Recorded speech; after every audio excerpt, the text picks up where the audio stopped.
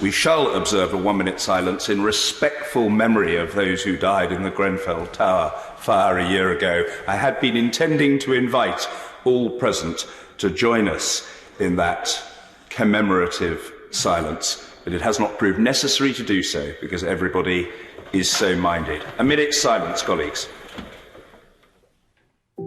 A minute's silence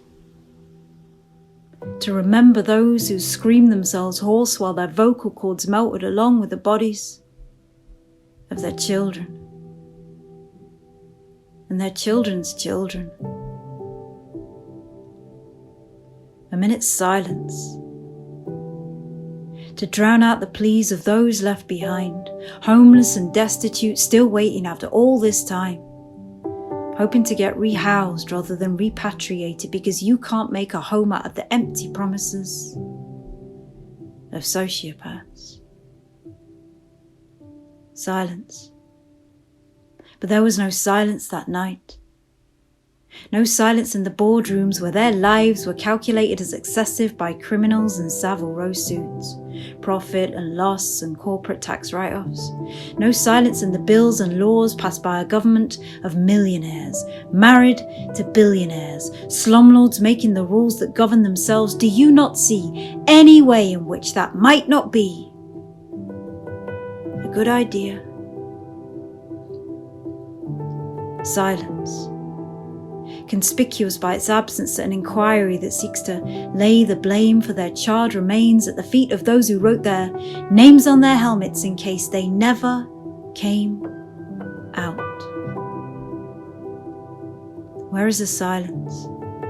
In the howling asylum of the House of Commons Old Boys Club, the whooping and hollering and shouting down their detractors, and can't you just count those on one hand these days, in a place where red almost never means red unless we're talking about the blood on the hands of our elected representatives?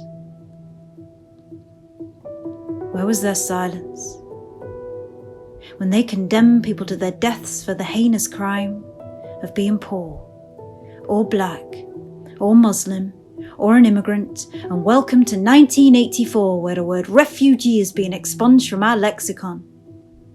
Well, we call it repatriation instead of deportation, because if you don't know the word for a thing, then you can't think it.